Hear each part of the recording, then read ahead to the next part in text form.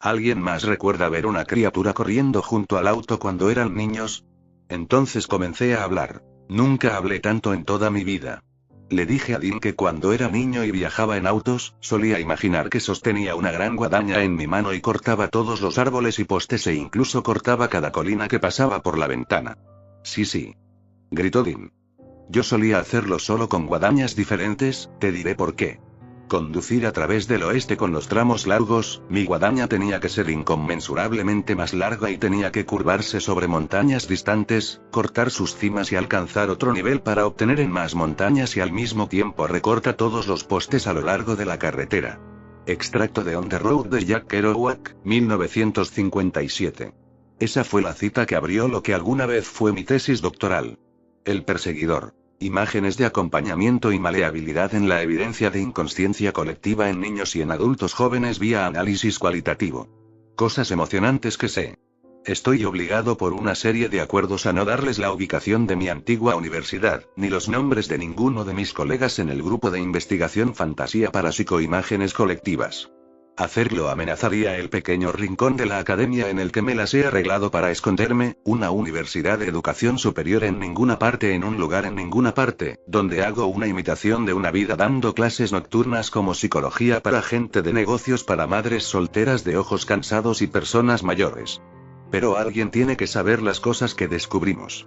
La psicoanalítica ya no se considera mucho, a pesar del lugar prominente que ocupaba en la base de la psicología como campo de estudio. Pregúntele a la mayoría de la gente y escuchará algo sobre Freud, los puros y las relaciones familiares extrañamente cercanas. Las escuelas modernas de psicología tampoco le prestan demasiada atención, ahora abrumadoramente se centran en enfoques científicos para la terapia de conversación o simplemente en llegar a los aspectos prácticos del cerebro con modelos de resonancia magnética. La era de recitar teorías grandiosas de tus conversaciones con amas de casa austriacas ha terminado hace mucho. Así que me estaban canalizando para hacer una tesis sobre los patrones neuronales que interactúan con el uso de las redes sociales o algo por el estilo cuando un colega se acercó a mí y habló en susurros. Cuando eras un niño y viajabas en el auto con tus padres, ¿alguna vez imaginaste a una criatura corriendo al lado del auto a tu lado? Me reí entre dientes de reconocimiento cuando me preguntó y, aunque encontré su tono inusual, respondí con el mismo silencio conspirativo. Así que no fui solo yo. Recordé vívidamente. Mi mente regresó a mi padre al volante, con el pelo revuelto e irritado, recorriendo los largos caminos rurales para visitar a una tía o un tío. Mi madre desenvolvió uno de los dulces que guardaba en la guantera y se lo metió en la boca para evitar una conversación tensa, llenando todo el auto con olor a menta. Estaría absorto, mis ojos mirando por la ventana, viendo una maravilla mientras el hombrecito en una patineta colgaba durante minutos en el aire, esperando que el raro poste de la cerca del corral hiciera su aterrizaje imposible. Mi colega respondió que su perseguidor, como pronto llegamos a llamarlos, era de hecho un caballero a caballo. Sentí que esto se prestaba a un poco menos de acrobacias que mi patinador, pero dado que mi fantasma a menudo permanecía en el aire durante 10 o 15 minutos seguidos, decidí que el realismo no era la mejor respuesta. Cuando me dijo que no era un fenómeno poco común, me fascinó y, con la mente embocada ante la idea de examinar imágenes granuladas de sinapsis disparadas durante los próximos años, lo llevé instantáneamente a su oficina de un proyecto de investigación basado en los perseguidores. Le pedí que me enviara lo que tenía hasta ahora y lo revisaría después de la clase de pregrado que tenía que dar por la noche. Me alejé tranquilamente con un salto en mi paso, encantado de estar haciendo el tipo de psicología grande y extraña que me había interesado en el campo en primer lugar. Estaba tan distraído de mi emoción que apenas noté cómo sus ojos se asomaban por la ventana mientras se despedía de mí. Fueron los sueños los que me llevaron a este campo. Siempre me fascinaron desde que mi madre me explicó la idea por primera vez cuando era niño. Pequeñas películas surrealistas que se reproducen en tu cabeza mientras dormías. Locura. Una de esas locuras que tomamos con calma. Al leer acerca de los sueños, descubrí a Jung, quien teorizó que representaban nuestra participación en una especie de imaginación inconsciente colectiva, conectada a la memoria viva de la humanidad. Persigue los sueños que nos conectan con ser perseguidos por depredadores y, a menudo, incluyen imágenes arquetípicas y míticas comunes a la humanidad. Toda la idea me fascinó y así fue como terminé leyendo el archivo llamado Historiografía del Perseguidor.doc en lugar de mirar escaneos cerebrales aburridos. Mary Shelley escribe sobre experimentar una ensoñación extraordinaria en un caballo y un carruaje una noche, imaginando una figura enigmática y envuelta en una capa que sigue el ritmo del paso del semental. Un número del Pionero de Kansas de 1840 detalla la imaginación fantástica del autor de un indio orgulloso que viaja junto a su carruaje en un viaje en tren. Los ejemplos son numerosos y, sin embargo, curiosamente similares. En particular, parecen ocurrir solo en El pasajero, como en el caso del fragmento de poesía de Rumi a caballo en el siglo XIII, y todos los relatos involucran viajes por tierra.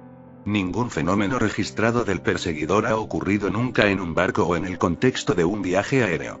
Al diablo con lo que mi supervisor pudiera decir, estaba adentro. De camino al pequeño edificio exterior del campus en el que el grupo de investigación fantasía había hecho su hogar, me encontré mirando los árboles que pasaban rápidamente en el autobús y, con poco esfuerzo, viendo la figura en sombras que se lanzaba entre ellos. A continuación adjunto las transcripciones de nuestra primera entrevista en el proyecto. El participante obviamente se denota con un seudónimo aquí, según las pautas de ética. Entrevista 1. Daniel. Entrevistador. ¿Es este fenómeno, al que hemos empezado a llamar el perseguidor, algo que ha experimentado en su vida? Daniel. Sí. Seguro. Recuerdo que era un niño y, mi hermano censurado solía llevarme a la práctica de fútbol. Estaba como en su adolescencia y un poco de mal humor, así que, la conversación no era una opción. Miraba por la ventana y veía a este gran canguro rebotando por la carretera junto a nosotros. Entrevistador. Interesante. Sabes que es un poco menos común en nuestras observaciones que las personas denuncien a los animales en lugar de a los humanoides como sus perseguidores. Daniel. Eso es raro, supongo. Creo que en realidad estaba haciendo este proyecto en la escuela sobre animales o lo que sea. Elegí un canguro porque cuando era niño pensaba que eran simplemente salvajes, ya sabes. Tan diferente. Más el boxeo. Risas. Entrevistador. ¿La figura del canguro se mantuvo constante a lo largo de sus imaginaciones? ¿Alguna vez te has imaginado a un ser humano? Daniel. No, siempre era lo mismo, pausa corta, bueno, algo así. También se puso diferente. Entrevistador. ¿Diferente, a qué te refieres? Daniel. Quiero decir que tenía la misma forma que un canguro. Todavía rebotaba lo mismo y esas cosas. Pero los dientes se alargaron tanto. Tiene estas grandes garras, grandes uñas amarillas. Y luego empezó a mirarme directamente a los ojos. Me asustó muchísimo. Recuerdo a mi mamá preguntando por qué siempre estás mirando tus malditos pies cuando estamos en el auto. No supe qué decir. Entrevistador. Eso es bastante extraño de hecho. Generalmente encontramos que el fenómeno comienza en la niñez y tiende a terminar poco después. ¿Podría darnos una estimación aproximada de cuándo se detuvo? Daniel. ¿Detenido? Hombre, hay una razón por la que me puse en camino solo tan pronto como cumplí 16. Nunca se detuvo. Solo se ha acercado. Fin de la transcripción. Mi colega tenía una gran sonrisa en su rostro cuando se detuvo la reproducción. Me miró con ojos ansiosos y expresivos y yo encontré su mirada con excitada confusión. Jesús, definitivamente tenemos algo ahí. Pero si es solo una anomalía de un tipo que se aferra a su perseguidor hasta la edad adulta, no sé si es académicamente viable. Aquí poseía un brillo aún mayor y sacó una carpeta manilla deshilachada de la cartera que llevaba consigo. Desde adentro, sacó una hoja de papel titulada Codificación del participante, con una lista de nombres de tal vez 50 de largo, la mitad de ellos resaltados con un marcador naranja. Junto a algunos de los nombres resaltados había un pequeño asterisco. Los participantes destacados describen la retención o recurrencia de un perseguidor hasta bien entrada la edad adulta. Los que tienen un asterisco, el perseguidor ha pasado de una alucinación benigna a una ilusión constante, provocando sentimientos de ansiedad, paranoia, incluso miedo por la vida. Fue lo más amplio que jamás había visto a alguien sonreír mientras describía puro terror. Sin embargo, no pude evitar sonreír un poco yo mismo. Entendí este sentimiento. Los puestos de permanencia en la pista se estaban agotando y la seguridad laboral académica ya no era lo que solía ser. Un fenómeno salvaje como este podría permitirnos ordeñarlo para trabajos y papeles de conferenciantes durante años, tal vez incluso décadas, por venir. Los artículos y conferencias derivados surgirían de las disputas interdisciplinarias que provocaría. Los medios se volverían locos por ello. Estaríamos en programas de entrevistas durante el día y beberíamos whisky en nuestras oficinas por la noche. Tomé el autobús de regreso a casa desde nuestra primera sesión. Mis ojos estaban pegados a esos mismos árboles cuando la figura de la sombra voló una vez más entre como un boxeador balanceándose y tejiendo alrededor de su oponente. Pero la capa que llevaba parecía ahora de un negro más rico y profundo, y pude examinar sus pequeños pliegues mientras mis ojos permanecían fijos en su piel. Cuando creí ver un pequeño destello de plata debajo de la tela, reflejando el sol de verano, aparté los ojos y pasé el resto del viaje en autobús examinando los patrones en la parte posterior del reposacabezas delante de mí. Cuando llegué a la siguiente sesión, mi amigo no estaba por ningún lado. Entré en la cantina para tomar un café antes de que comenzara la entrevista y encontré a una estudiante graduado que también había estado trabajando en el proyecto. Mechones de su cabello dorado se le pegaron a las lágrimas a los lados de sus mejillas. Mi colega había estado en un automóvil volcado. Estaba en el hospital en estado crítico. Pero inusualmente, el conductor había estado bien. Mis rodillas casi se doblan. Le pregunté si deberíamos continuar con la sesión del día, pero ella insistió en que era lo que él hubiera querido. Estuve de acuerdo con poca persuasión. Me dije a mí mismo que se debía a mi devoción por mi colega y a mi profunda fe en la búsqueda del conocimiento. Puedo admitir que ahora todavía me estaba imaginando las apariciones en los programas de entrevistas y la pista de permanencia. Yo mismo realizaría esta próxima entrevista. Entrevista 2. Mariana. Entrevistador. ¿Es este fenómeno, que hemos empezado a llamar el perseguidor? Mariana. Lo llamé Sir Percival. Entrevistador. Pausa, está bien, ¿sabes que la gente generalmente no los nombra? A menos, por supuesto, que pertenezcan a alguna ficción existente o que sean personas reales. No tienes idea de cuántos Tony Hawks patinando junto con minivans familiares hemos escuchado aquí. Mariana. Cuando era niña me gustaban las historias de noche. Comenzó con las princesas. Mi papá solía leerme a la hora de dormir, pero siempre prefería al caballero fuerte a la princesa. Quería ser fuerte. Eran historias del rey Arturo y cosas así. Quizás fue por todo lo que era un caballero. Entrevistador. ¿A caballo? Ciertamente, no sería inusual entre los casos que hemos examinado. Mariana. Algo así. Era como uno de esos, era en parte caballo. Pero tenía cuerpo y armadura de caballero y todo eso. Entrevistador. ¿Un centauro? Mariana. Sí, un centauro. Eso es lo que era. Galopando a mi lado, manteniendo el paso. La armadura brillante siempre recogería el sol. Fue tan rápido. Entrevistador. ¿Y recuerdas cuando te empezó a aparecer? Mariana. Oh, debo haber sido muy pequeña. Solo una niña. Solo pude distinguir los cuernos de metal asomando por encima de la ventana. Yo. ¿Cuernos? Mariana. Sí, él siempre tenía estos extraños como protuberancias de su casco. Pensé en ellos como cuernos. Pensé que tal vez tenía algo que ver con que él fuera ¿cómo se llame? Un centauro. Pero los caballos no tienen cuernos. No lo sé. Entrevistador. ¿Y cuando dejaste de verlo? Mariana. Eso es lo extraño. Desapareció cuando llegué a la pubertad. Podría viajar en el coche con amigos y no vería nada mientras la carretera pasaba zumbando. Nada, pero ahora ha vuelto.